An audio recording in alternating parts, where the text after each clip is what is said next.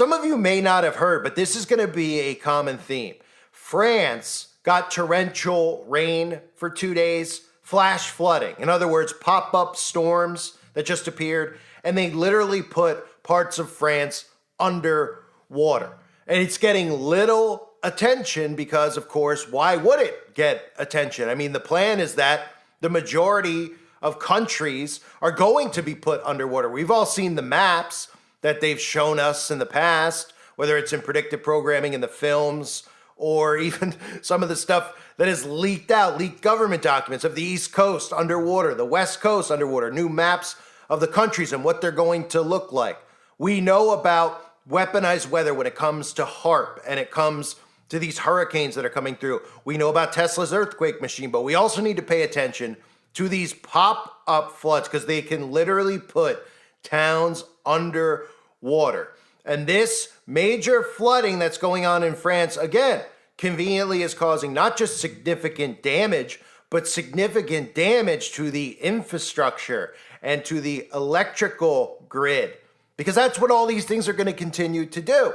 And you're supposed to believe, of course, that this is all naturally occurring because of carbon emissions, and a cow farting in the ocean somewhere is suddenly going to make the planet start having insane weather patterns all over the place. While meanwhile, you see all these wicked people who are chumming it up with each other, telling you that we need to change how we live because the climate is being affected, when they're the ones who are doing this using weaponized weather. But let's take a look at the horror that's going on over in France. The regions hit by this week's torrential rains are rarely flooded. The water is now receding, but residents are still stunned by the amounts of rain that fell in their town and the risks they faced only hours ago. This business owner, his employees and clients were trapped in his store. We called for help from a policeman who was outside so he would break the window. We couldn't break it from the inside. When we threw a chain at it, it bounced back. Imagine the anxiety. Rivers burst their banks, roads and railway tracks were covered with muddy water. More than 6 months of rain fell in 2 days. On Friday, Prime Minister Michel Barnier called to improve natural disaster management through more EU cooperation. We must prepare with climate change to face risks and disasters in all areas more frequently. The more we prepare ourselves together at the European level, the better it will be for everyone.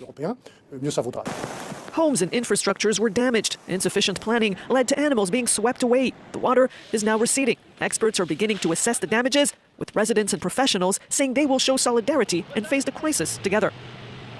So that's an absolute, it's horrifying, right? Because this could happen overnight. With the hurricanes and things like that, it doesn't make it any better. But they tell you, hey, there's a hurricane coming. Now, what are you going to do, right? You could only do so much. If you decide to stay, decide to leave, you could eventually, you could lose your home. But literally, these are pop-up storms. These flash floods are just coming out of nowhere. And does that sound familiar to you? These pop-up flash floods? Because it should. Because if you don't remember this year, Dubai had this massive downpour that flooded out its city. And it put a lot of things underwater. And it forced them to kind of come in and change the infrastructure around a little bit. And when it happened, people like me said, wait a minute. You're talking about flash flooding in Dubai. Dubai is a really dried out spot. But you know what else Dubai is known for? Dubai is one of the only places that openly admits to cloud seeding. So it was an important opportunity when Dubai got flooded for people like me to come out and talk about how they can cloud seed. So of course, naturally, the mainstream media had to come out and say things like Dubai flooding sparks cloud seeding questions. What is it? It doesn't work. And a light bulb went off in my head. And I said, maybe people will start waking up now and realize that the government has the ability to make it rain. So then the question about droughts and all these other things that we see of places drying up should automatically be removed from the equation, because we should say, well, if the government can make it rain, first of all, should we allow them to have this technology? And even if we do, then we should all be in agreement as human beings that we should make sure there's never any droughts, right? Well, that's what the goal of the cloud seeding is, right? They were even telling you, here's why experts don't think cloud seeding played a role in Dubai's downpour, because they didn't want people out there to think that they were correlated with each other. But Dubai actually saw 2 years worth of rain in 24 hours. So naturally, people like me took that opportunity to teach people about cloud seeding and how it is real, how it's not a conspiracy, okay? And we could see cloud seeding every single day. That's the hardest part, I think, to get through to these people, because when they see a clip like this, what goes off in their head then when they show you contrails, right, which are really chemtrails, and they show you cloud seeding, and then you look up in your sky? Can you not correlate that what I'm about to play for you right now is one and the same? Here they are openly bragging in Dubai about how they have the ability to make it rain. But then, of course, when they decided to flood Dubai out, they wanted no credit for that, because they said, wait a minute, now people might think that we're actually, going after our civilians. And that could be a problem, because they could come after us. There's more of us, or excuse me, more of them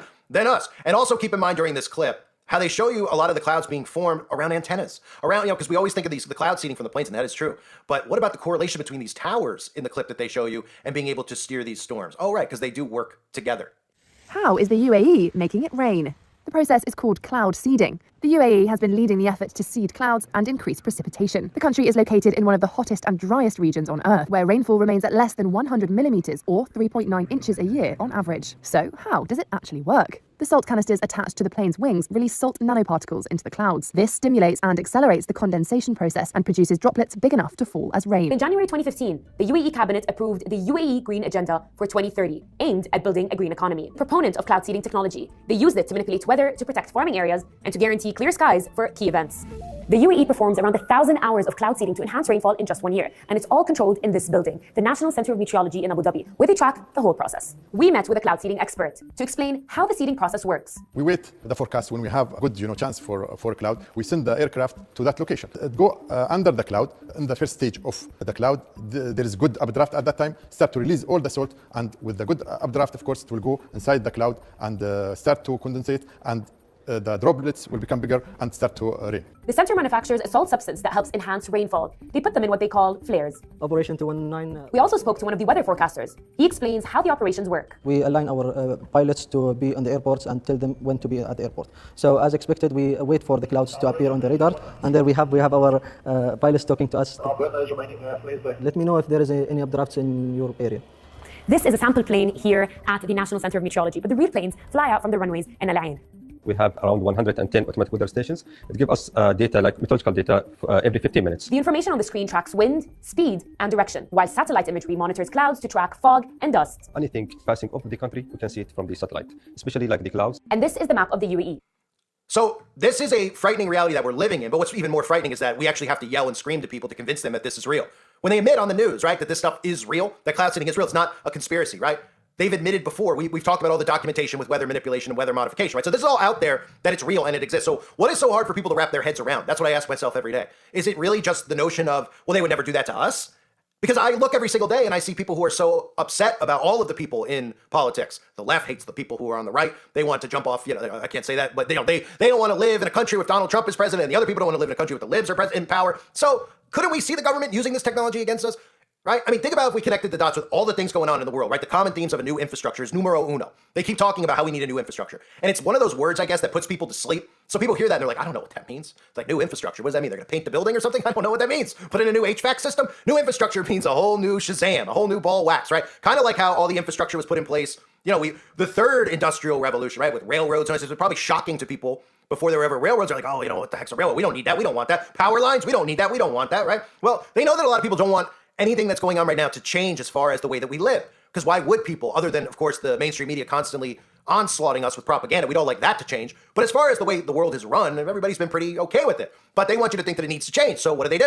They let criminals out of jail. They literally pay people to go punch people in the face in New York City. They show you on the news every single day people robbing and looting people's homes and stores and, of course, never getting arrested for it, right? Because the solution, of course, is AI governance, but the infrastructure has to be changed, right? Which means the electrical grid has to be changed, which means every single thing has to go and be rebuilt. So what's the best way to do that, right? If people aren't going to be on board and say, I don't want to change, my house, I don't want to change, I'm not going to do that. Well, you flood them out. You put them underwater, right? And if you survive it, well, the government comes in and says, look, this is the new infrastructure. And you will have a choice to make. Will you be on board with it, or are you going to continue to live with no electricity, with mud on your face, with no clean water, right? You're going to get put in a spot where they're going to force you into compliance. That's what they're doing. So they're putting places underwater strategically. Because to bring in new infrastructure, if you use weaponized weather over and over and over again, these buildings are going to eventually crumble. They're not going to be able to stand anymore, like most of the homes we see in these hurricanes that are just going right down the road, right? They completely come out of the ground and float away. I mean, if you were going to ask somebody to write a blueprint of how you could force everybody into a completely new way of living, into new cities, into camps, right? The FEMA camps, right?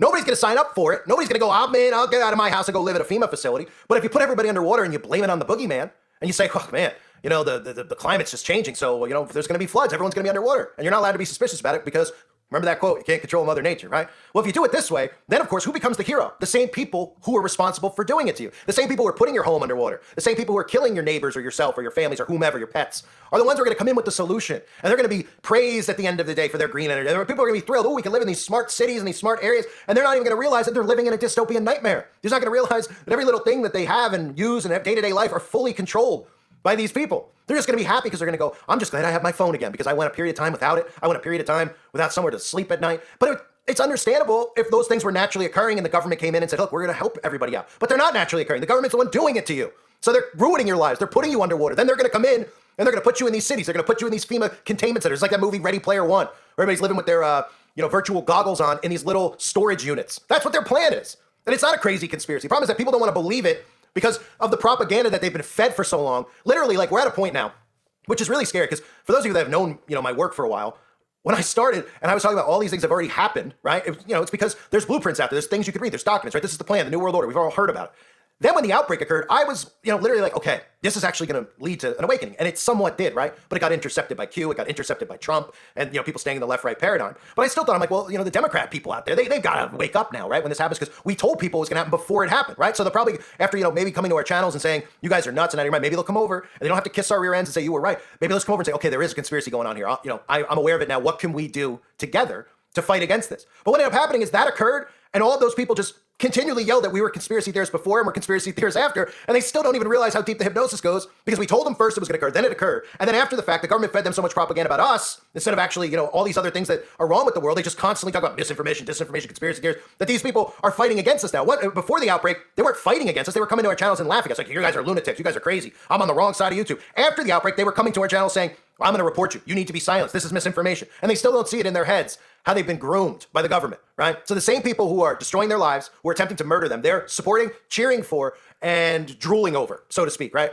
It's insanity. It's utter insanity. So France is now underwater, lots of parts of France. It goes quietly unheard about on the news. You got Cuba, whose electrical grid is completely off. You have California, who's shutting off the electricity in a lot of counties in the state ahead of, wild winds, right? Telling you it's in your best interest. I mean, they are ready. And they are going, because Agenda 2030, all these things have to occur. And you look at these things and you talk about depopulation, right? This is the big thing, this weather modification, literally being able to cause floods at random all around the earth anytime they want. And they're not just doing it to go in and grab lithium here or that there. There's more to it. They're literally recreating the map of the earth by putting certain places underneath water. And they're going to continue to do it. Then they're going to round people up who survive. And you're going to go, thank you, please, can I have a piece of bread? I'll come to your containment center and I'll live there in a concentration camp for the rest of my life. And you won't even realize it until it's too late.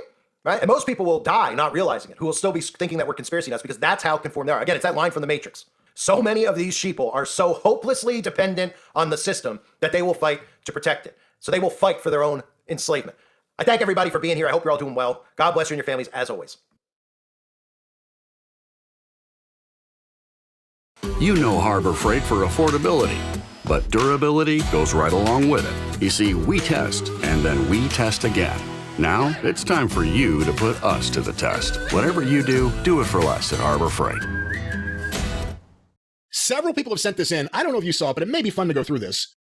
Alan Blackstock on Twitter at Alan_cheapshot, a friend of mine, a friend of the show, did a